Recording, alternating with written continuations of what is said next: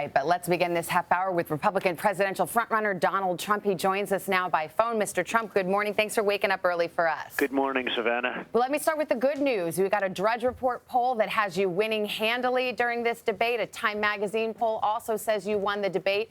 But here's some not so good news. A Fox focus group right after the debate. These are likely Republican voters. Some called you narcissistic, mean, angry, bombastic. And one voter said, you know, I liked him when I came in here because he wasn't a politician. But right now, he's skirted around questions better than a lifelong politician ever had. Are you happy with your performance last night? Well, I am, and that was done by a guy named Frank Luntz, who is a real dunce, frankly. I don't know where he finds the people, but I think he picks them. I think he handpicks them to say whatever they want, because it didn't jive with anything. I mean, he's got his own little agenda. But the focus group had 14 supporters, 14 people that liked you, Savannah, at 3 when they were done. I can do focus groups too, and I can say do this and do that. I don't believe anything.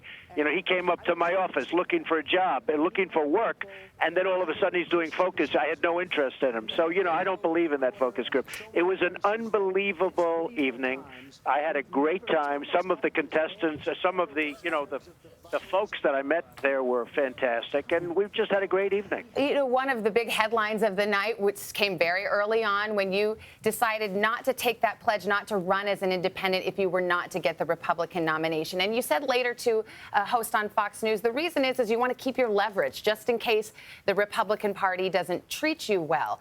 I guess my question is to you, is it more important that the Republican Party treats you well or that they win back the White House? Because everyone who looks at this thinks an independent run means a Democrat definitely keeps the White House. Well, Savannah, many people want me to do the independent thing. I don't want to do that. I want to run as a Republican right now, as you know, because I watch your polls all the time with great interest, actually. But I'm way out in front, and I'm enjoying it. I'm having a lot of fun. I'm getting great respect from the leaders of the Republican Party, and they see what's happening. There's like a movement going on. They're tired of The people are tired of these politicians that are all talk, no action, and that's what's happening. So I want to run as a Republican. I want to win the primaries. I want to then run as a Republican. I think we will win, and certainly that gives us the best chance of winning. I don't want to do the independent thing, but I do keep it, and it is leverage, and there are some very positive things about keeping it. But it's not something I want to do. You were challenged a bit on some of the liberal positions you've taken in the past, the fact that you were once self-identified as a Democrat, and you said, look, I've evolved the way Ronald Reagan evolved. And I guess my question this morning is, how do Republican voters know you won't evolve again? In other words, they're looking for a candidate of principles. How do they know you're not going to change your mind and go back to being a Democrat? Well, I use the name, and I'm the one that brought it up, because they say, you know, you were a Democrat. Now, if you look at New York City, where I live, that's mostly Democrat. I mean, you very rarely see anything else but Democrat get into office.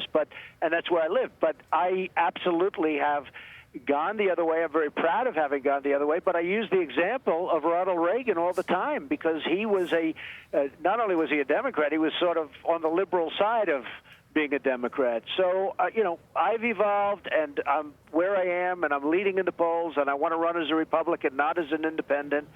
And I think it's going to work out very well, and so far it is, even according to your polls. Some of the toughest questions had to do with prior comments you have made about women.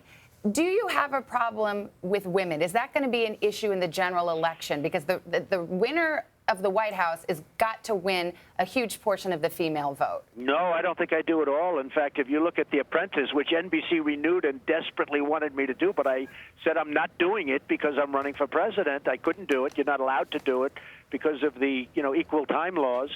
But if you look, I mean, the audience was women. And by the way, some of the names mentioned were not names that were familiar to me. So we're going to look into that. But frankly, the biggest applause of the evening was when I mentioned the name Rosie O'Donnell.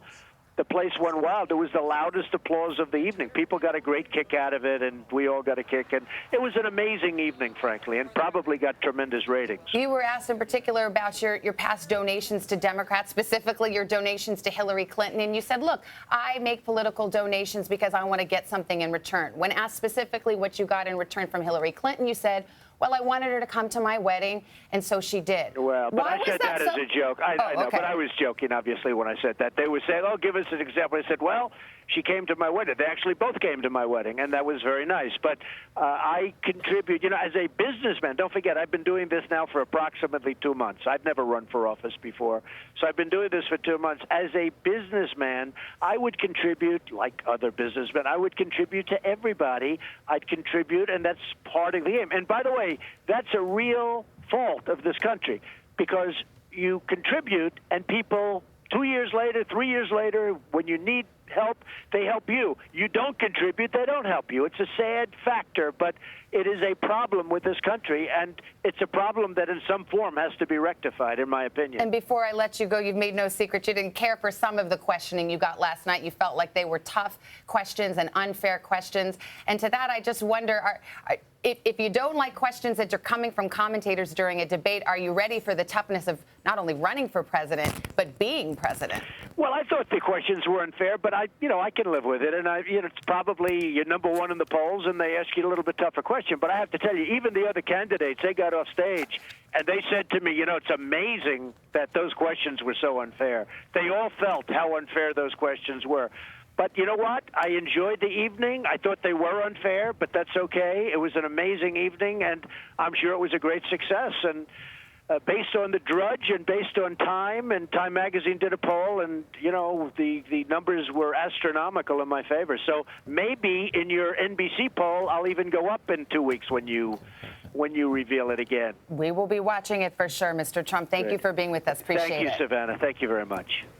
All right, so onward. Onward, and here to we the will next see what debate happens. and the next few weeks and months on the campaign trail. Hello, Today fans. Thanks for checking out our YouTube channel. Subscribe by clicking that button down there and click on any of the videos over here to watch the latest interviews, show highlights, and digital exclusives.